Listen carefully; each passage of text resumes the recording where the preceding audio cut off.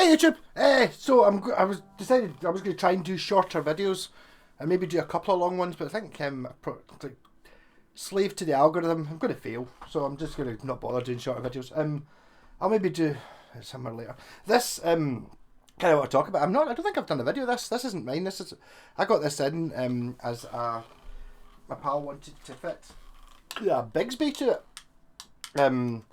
And there was a hassle. There was a problem with the bolts you get in a Bigsby. You get two different sets. So the in, well, I know actually in a Vibramate, which is what this is, mate. An Australian thing. Not an Australian thing. A Vibramate. What this does is this sits where the tuning posts go, and it means that, and you get bolts that screw in here and it bolts it on, which means that you don't have to drill holes in the guitar, so it's reversible. Great idea. The issue with this one was, I think he bought it second hand, so it came, originally it should have come with two sets of these bolts. These bolts here to hold it in. And you get, the reason you get two sets is you get metric and you get imperial, so you get Gibson or not Gibson, Japanese guitar. Oh, I don't think it's the Japanese, I think it's probably Korean, Indonesian, but you know, metric. And it didn't fit, so I think he had to buy another one of these to get the bolts to fit. And I'm sorry, but I didn't. I just tried to screw it on and realised it was the wrong bolts. And then I got the right bolts, put it on, and whatever model Bigsby this is doesn't really say on it. LP, it says LP on it, so it's a Les Paul one. Although it's a Les Paul, yeah, it's not actually a Les Paul. It's an LTD Les Paul, so it doesn't actually fit. What happened was you end up, it's like this, so it sits like that, and then this doesn't sit on. It looks like it's going to fit there. No, it sits there. Look, see. So it just doesn't fit. So I've kind of had to give up on it. I feel really bad about it. I do understand why he doesn't want to drill holes in the guitar to fit the Bigsby, because obviously the problem is that these posts are going to you're still going to see them. Basically, you have to put new posts in. Which is a hassle, especially if you don't want to damage your guitar. But this is quite a high-end one. It's an EC-1000 Eric Clapton model. EC doesn't stand for Eric Clapton.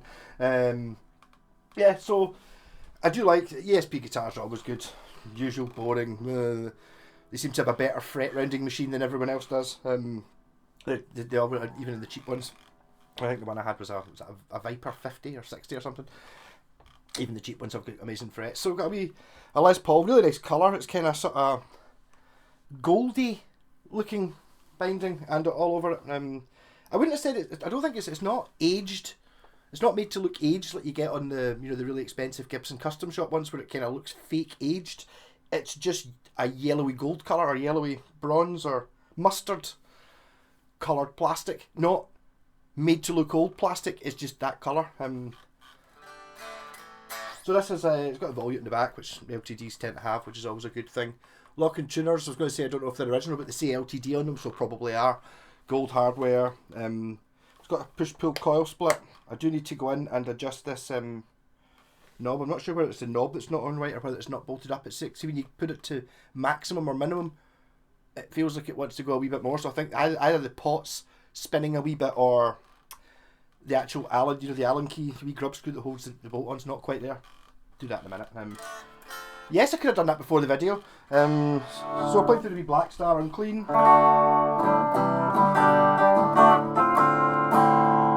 Single coil.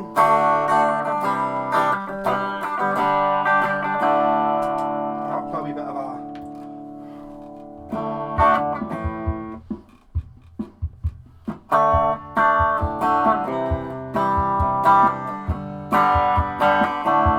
very on LTD, very on Les Paul.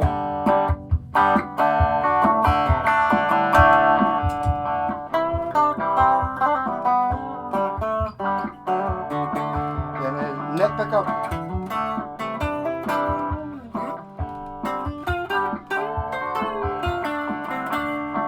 If that had a Bigsby,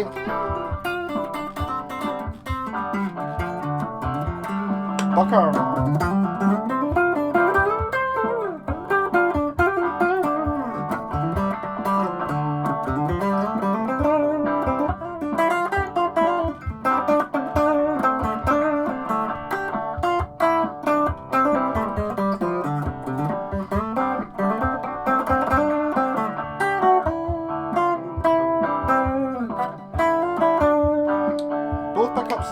normally my favourite sound.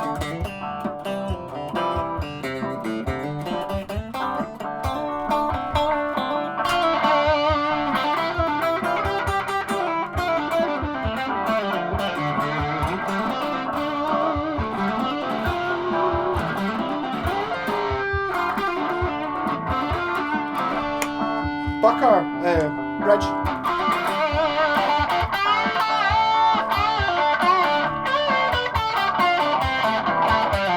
That's just a rat pedal I put into that, by the way.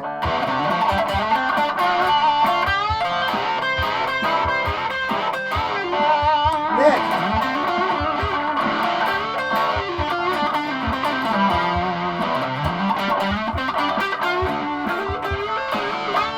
Maybe I'm going to be able to make this a bit of a shorter video. Yeah. Usual problem I have with LTDs, but that's only because I'm not used to them. The volume control for the neck is that one, not that one. Which makes sense. I've got my Ibanez Roadster there, which is kind of the opposite way. But I do get it. Why you would want to have that as the bridge volume control, and that as the neck, and then a master tone. I get it. I understand that that's the one you get to, you turn down, and the chances are you're going to be on the bridge pickup most of the time. It just so happened that it was on the neck pickup when I turned it off. So yeah, so I think this is a Les Paul for people who don't like Les Pauls. It's nothing like as heavy as a Les Paul. The neck angle on it isn't as this. It's a little bit this, but nothing like as much as a Gibson Les Paul. It's got a really thin neck on it. When I say really thin, maybe it's just because it's really thin for a Les Paul type guitar. The whole guitar is actually thinner as well. It's got like a belly contour, which is good for the larger man. Carved top. Fancy fingerboard inlays, binding, all the stuff on it. But the neck does feel really. I think it's thin that way, as well as being quite a small profile. I mean, I think I've been playing this. Is it really? Is it that different to this? I see that. I would have said that was quite a thin. That was a thin neck. It's not compared to this. This is a big chunky Strat neck compared to this. So if you've got small hands, wow. If you love Les Pauls, or you love the idea of a Les Paul and you love the look of the Les Paul, but you've maybe got wee hands or you like a thinner neck, it really is thin, and it's not like no, I'm not saying that's a bad thing. I like it. It seems to be thin up here as well. You know, you get, what do they call it? Sometimes you get like a tapered or something like that, where it's quite thin down here, and as you get up here it turns into a baseball bat. This one doesn't. This one stays thin. Obviously it gets wider, but in relation to the size. So I'm really sorry, and that's kind of a bit of a disaster for me as a failure. I probably should be putting videos up of it. Now the lesson I've learned is anything like that, something like that Bigsby thing, if I'd laid that on top to make sure it was going to fit before I realised, I just went methodical, and I thought I'll stick that Vibramate thing on. Oh, the Vibramate doesn't fit. It doesn't have the right bolts. I tried every bolt I had. I had nothing that fitted into that hole. I even tried putting other fit. I didn't have anything that fitted the Gibson style ones. And then I said, I can't get it. So I was thinking what my plan was. It's like, yeah, see if can you go on like a Les Paul forum or something like that and find someone who's bought one of those Vibramate things. And obviously they're not going to have used both sets of bolts. If they've got a Gibson, they'll have used the Imperial bolts. So they've probably got the metric bolts sitting in a drawer somewhere. But I don't know. I couldn't find it. I had to buy another one. I mean, I don't think they're cheap. I think it was like 80 quid. Something like that. I don't know if it was just off the top of my head. Something like that. You know, it's not a tenner. You know what I mean? Not 20 quid. It was whether it's 100, approaching 100 quid for that thing. It would be quite nice with a Les Paul. I don't know. Yeah, so I've actually managed to make this video a bit shorter than usual. If I can make it down to 10 minutes, I think my algorithm will get better because people are more likely to watch more of it. But I have no problems with I like LTD guitars. I'm just not super keen on the shapes of them. I don't really like Les Pauls. I like this better than a Les Paul. But it's like the SG's a bit wonky looking and the Flying V's a bit kind of. I'm not a huge fan. I do quite like the Firebird one, the Phoenix it's called, which actually the same guys owns this one. So I think this is probably quite an expensive guitar, just going by the model number, the Eric Clapton 1000. Especially seeing as I had one that was a Viper 60 or a Viper 50, and it was pretty good, so that must have been the cheaper one, so £1,000's probably £1,000. But a nice guitar. Also, I was going to troll my pal with these strings. These are D'Addario 9.5s. I was like, I wanted to troll Scott. It's like, up here, yeah. So I was going to, well, damn, shouldn't I mention it? I'll probably watch this video. I'll forget to do it anyway. I was going to do it with one of my guitars. I was going to put the 9.5s on it, take it over and go like up here. So these 9s are 10s, and then watch them flap because it's like pure. Especially if it's on a guitar that he knows, like one, I don't know, like the Roadster or something like that. It's like, so you know it's a Strat scale. You kind of know the guitar well. Is it 9s or 10s? Pure, and it's like pure. It's 9.5s. Not the hybrid set, which is 10s for the top 3 strings and 9s for the bottom. These are just 9.5s, so they're kind of exactly all the numbers are halfway between 9s and 10s. They do seem quite bendy in this. They feel more like 9s, but I don't know. Is this Gibson or Fender scale? This is a Gibson scale, so. Yeah, so 10s on a Gibson scale are the same tension as 9s on a Fender scale. So this is a Gibson scale, so 10s would be the same as 9s. So these are actually lighter and bendier feeling than 9s are on a Fender scale. So they do feel quite bendy. Got perfect middle ground. No, this is a really nice guitar. Kind of a wee bit scared to play it because the satin finish, it's just like fingerprints. are just hello fingerprints. Probably not as much as a shiny black guitar. Maybe that's something. I've got a bit of thing against black people. Not black people, of course. Not, it was a joke.